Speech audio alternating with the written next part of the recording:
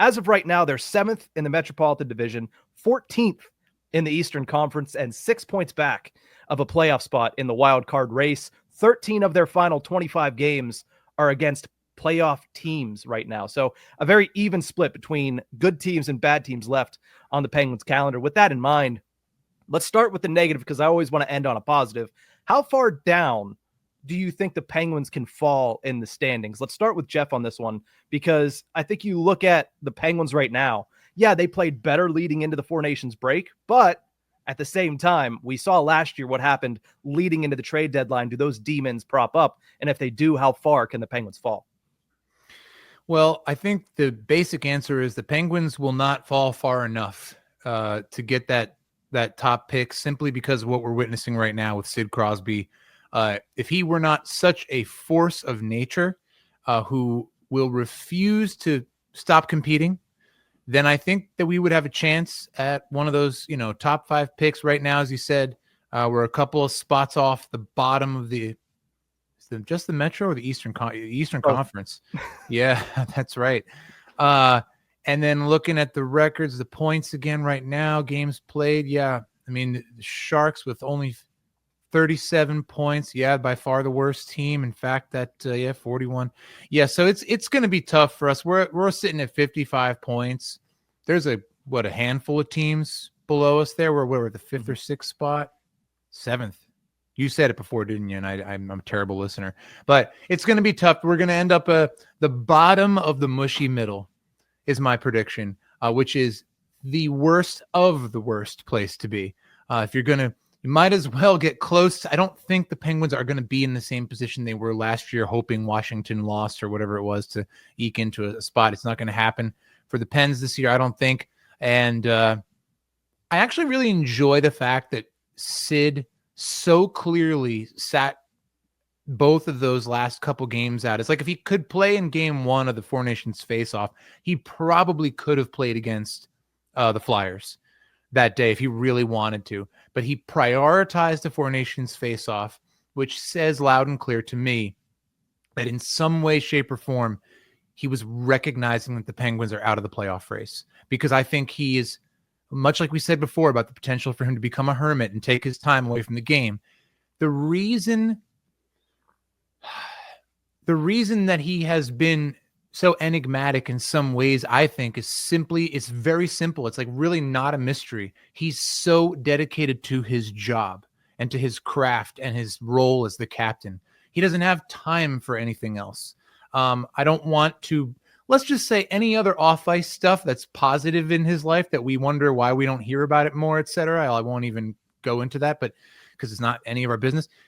We don't hear it because he's literally doing everything possible to maximize his performance. It's all anyone talks about who's played hockey with him, coached him, is that he's on the ice an hour, 2 hours before, 2 hours after every practice, taking time out for more of those captain roles, like the children's hospital visits, no cameras, no press, like just doing everything he can to maximize his time now in this role. And so the fact that we've seen a signal from him in his commitment and his body language toward this Team Canada thing and away from this is his job right now. That's also his NHL job, he got named captain to the Four Nations face-off team. So I guess I'm overanalyzing it, but I just think it goes as Sid goes.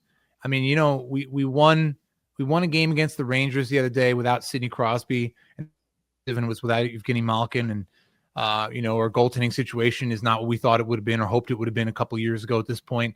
But I just think it's going to be the worst of the worst, bottom of the mushy middle, not all the way down at the bottom of the pack. I would say that the bottom of the pack is definitely the floor.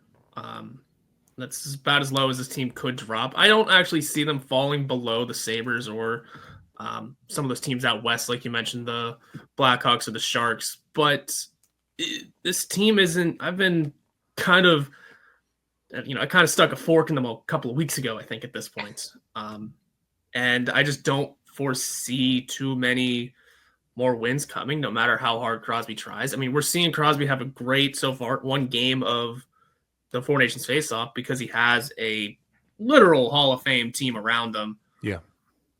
Whereas when he gets back to Pittsburgh, it's going to be playing with, here's Philip Tomasino. You're going to get Rickard Rakell. That's solid. You're going to get Brian Rust. That's not bad. But here's a bunch of guys. And a bunch of guys can only do so much in the NHL. I'd say as for a ceiling, it's not much higher than where they are right now. I could see Crosby and Malkin coming back from injury and turning something on and maybe getting them up to as high as 10th or 11th in the East, but nothing much more than that. I don't see any sort of wild card berth happening. I don't see any sort of real chase for the postseason happening. I'd love to be proven wrong, but I'm setting my expectations extraordinarily low.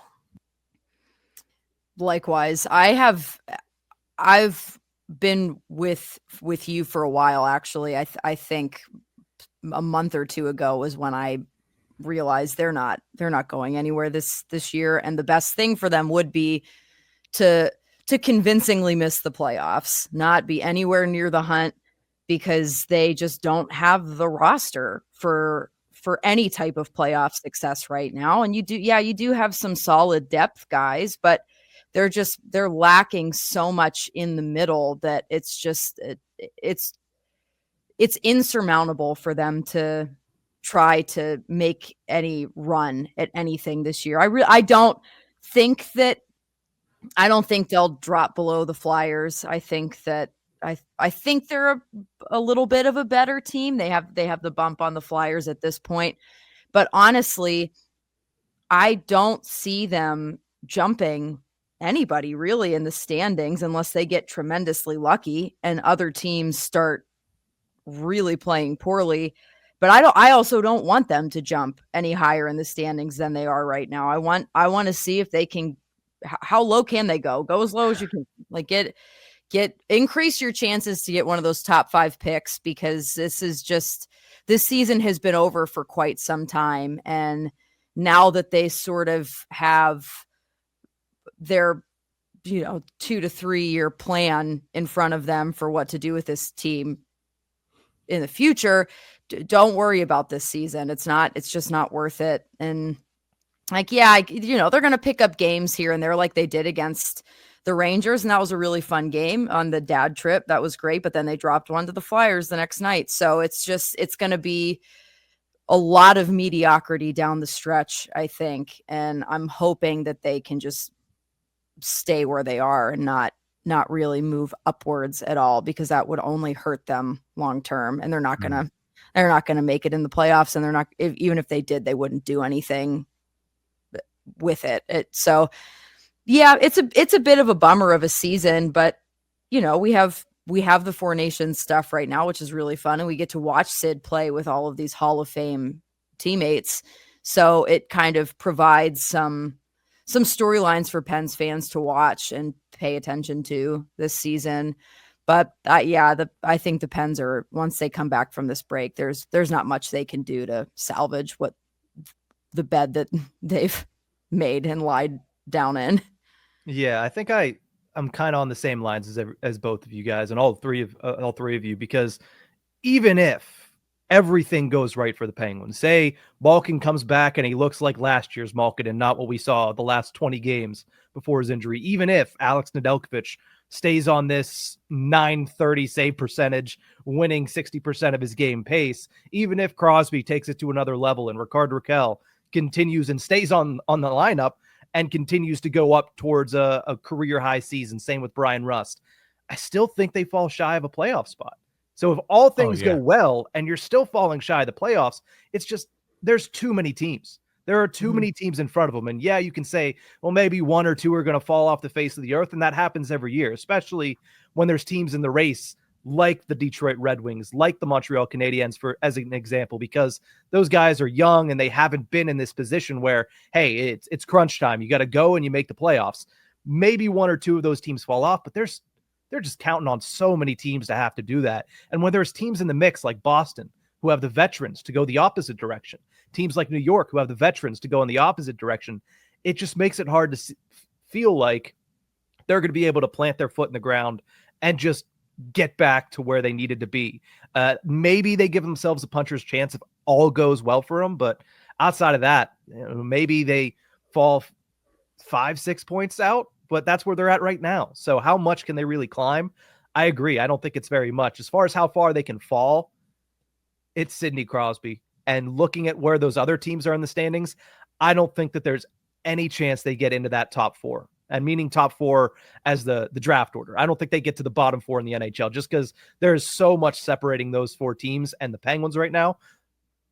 But fifth overall pick, that feels like a realistic floor for the Pittsburgh Penguins this season. It stinks to say that because we haven't been able to say that for a long time, but it's really what it's feeling like right now.